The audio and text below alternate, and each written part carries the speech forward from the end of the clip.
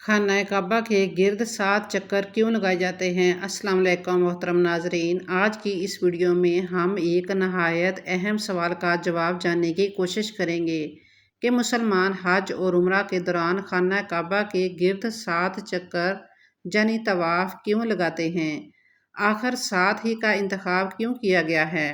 محترم ناظرین، خانہ کعبہ کے گرد 7 چکر لگانا اسلام کے سب سے پرانے اور عظیم اعمال میں سے ایک ہے۔ اسے طواف کہا جاتا ہے، اللہ کی عبادت کی علامت ہے۔ قرآن و حدیث میں طواف کی بڑی فضیلت بیان کی گئی ہے۔ طواف ایک اسلامی اصطلاح ہے۔ مسلمان حج اور عمرہ ادا کرنے کے دوران کعبہ کے گرد جو 7 چکر لگاتے ہیں، اس عمل کو طواف کہتے ہیں۔ طواف کے لیے بھی نماز کی طرح بدن اور لباس کا پاک ہونا ضروری ہے۔ طواف حیض و نفاس والی عورت اور جنبی شخص پر حرام ہے۔ احادیث مبارکہ میں بیت اللہ کے طواف کے بہت سے فضائل بیان کیے گئے ہیں۔ حضرت ابو ہریرہ رضی اللہ تعالی عنہ سے یہ حدیث روایت ہے کہ انہوں نے جناب رسول صلی اللہ علیہ وآلہ وسلم کو یہ فرماتے ہوئے سنا، جس نے بغیر کلام کیے 7 بار بیت اللہ کا طواف کیا اور صرف یہ الفاظ پڑھتا رہا، سبحان اللہ والحمد للہ ولا الہ الا اللہ واللہ اکبر ولا حول ولا قوت الا باللہ، تو اس کی 10 برائیاں مٹا دی جاتی ہیں اور 10 نیکیاں لکھ دی جاتی ہیں اور 10 درجے بلند کیے جاتے ہیں۔ لیکن جس نے طواف کے وقت گفتگو کر بھی لی تو وہ رحمت میں ایسا غوطہ زن ہونے والا ہے جیسے کوئی اپنے دونوں پاؤں کو پانی میں ڈبوئے ہوئے ہو۔ حضرت عبداللہ بن عمر رضی اللہ تعالیٰ عنہ سے مروی ہے کہ میں نے جناب رسول صلی اللہ علیہ وآلہ وسلم کو یہ فرماتے ہوئے سنا، جو شخص طواف کے 7 چکر شمار کرتے ہوئے دھیان سے مکمل کرے اور 2 رکعات ادا کرے تو یہ اس کے لیے ایک گردن آزاد کرنے کے برابر ثواب ہوگا۔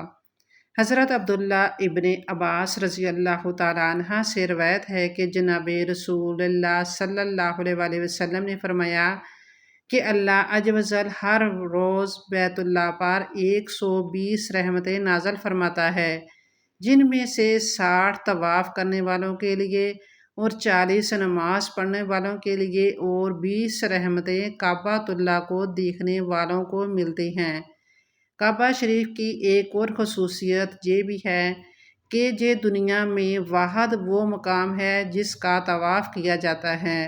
اللہ پاک قرآن کریم میں ارشاد فرماتا ہے، اور اس آزاد گھر کا طواف کریں۔ طواف کی ابتدا کیسے ہوئی؟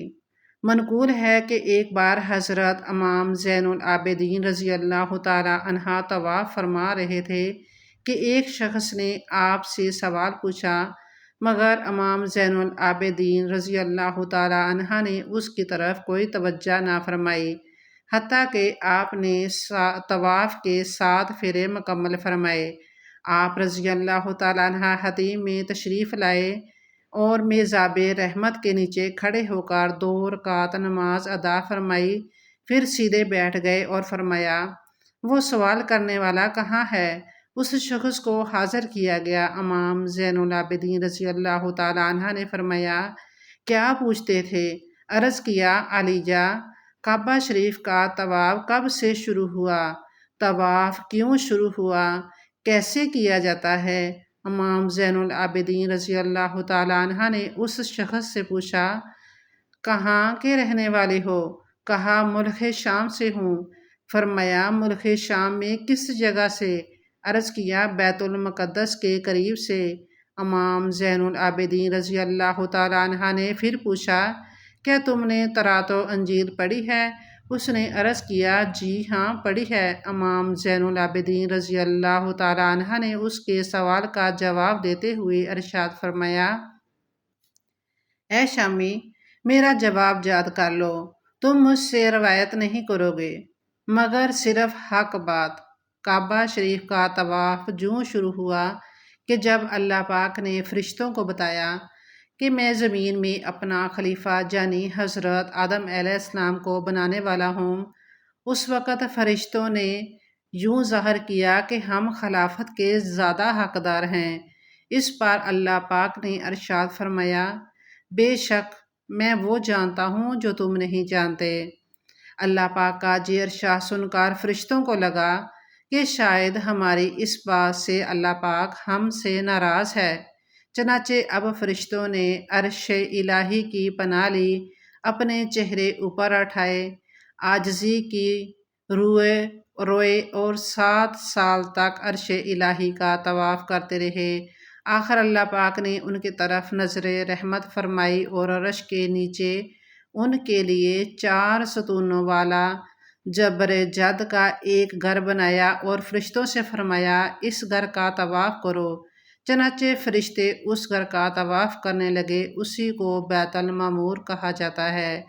پھر اللہ پاک نے کچھ فرشتوں کو زمین پر بھیجا اور حکم دیا کہ زمین پر بھی بیت المعمور جیسا اور اسی سائز کا ایک گھر بناؤ۔ پھر جب یہ گھر تعمیر ہو گیا تو اللہ پاک نے زمین کی مخلوق کو حکم فرمایا، جیسے آسمان والے بیت المعمور کا طواف کرتے ہیں تم اس گھر کا طواف کرو۔ ایک روایت کے مطابق حضرت آدم علیہ السلام کی پیدائش سے 2000 سال پہلے بیت المعمور کی بالکل سیدھ میں فرشتوں نے کعبہ شریف کی عمارت بنائی۔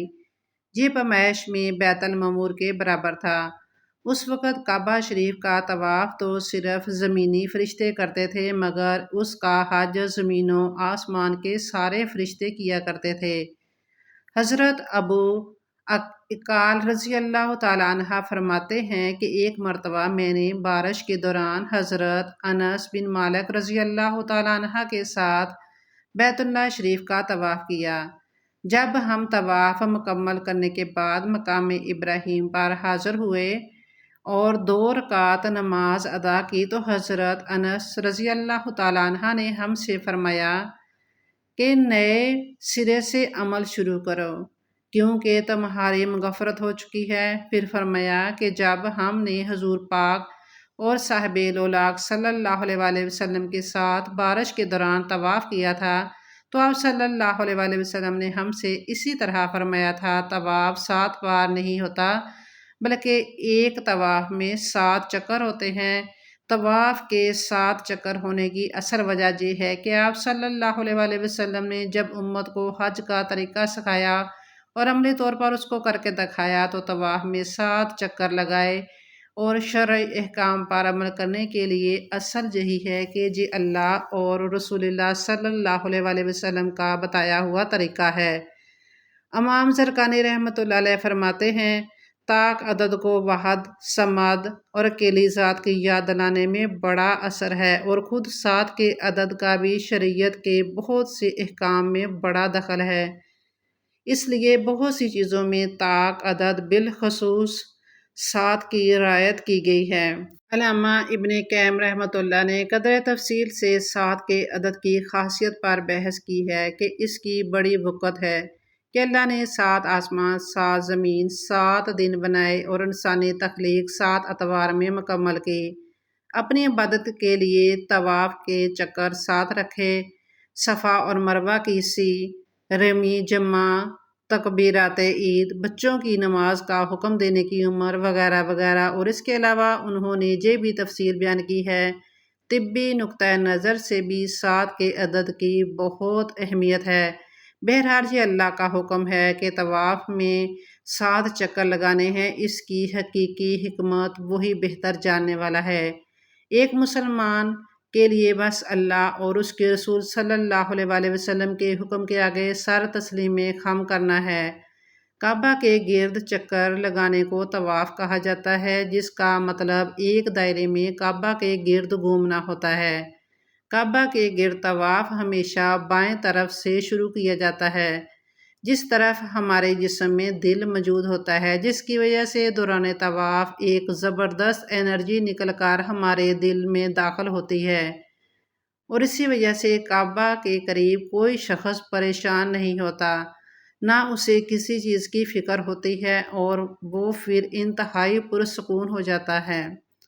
سائنسدانوں کے مطابق زمین کا میگنیٹک فیلڈ آہستہ آہستہ کمزور ہو رہا ہے، جس کا ایک منفی اثر تمام انسانوں پر پڑ رہا ہے۔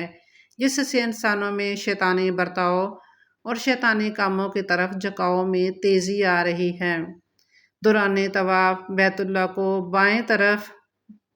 بائیں جانب رکھنے اور اس کے ارد گرد چکر لگانے کا بنیادی سبب نبی کریم صلی اللہ علیہ وآلہ وسلم کی اطاعت ہے، جیسا کہ اللہ تعالیٰ کا فرمان ہے، کہہ دو اگر تم اللہ سے محبت کرتے ہو تو تم میری اتباع کرو، اللہ تم سے محبت کرے گا اور تمہارے لیے تمہارے گناہ معاف کر دے گا۔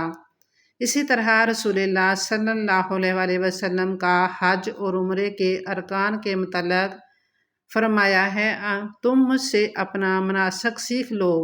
معین سمت میں طواف کرنے کی وجہ مسلمانوں کے لیے اتنی ہی کافی ہے کہ یہ اتباع رسول ہے، چنانچہ ہمیں کسی اور سبب اور وجہ کی ضرورت نہیں ہے کہ ہم طواف کی سمت کو اجرام فلکیہ یا تاروں وغیرہ کی حرکت سے منسلک کریں، کیونکہ مسلمان کا مجاز ہی یہ ہوتا ہے کہ وہ رسول اللہ صلی اللہ علیہ وآلہ وسلم سے ثابت شدہ ہر چیز پر ایمان رکھتا ہے اور اسے تسلیم بھی کرتا ہے اور اس پر عمل بھی کرتا ہے۔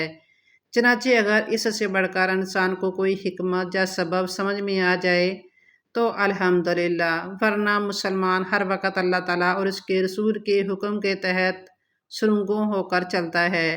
اس عمل کی وجہ سے اسے اتباع و تمیل پر اجر بھی دیا جاتا ہے۔ 7 کا عدد اللہ کی تخلیق اور کائنات میں بار بار نظر آتا ہے اور طواف میں بھی یہی حکمت چھپی ہے۔ یہ 7 چکر بندے اور اللہ کے درمیان تعلق کو مضبوط بناتے ہیں۔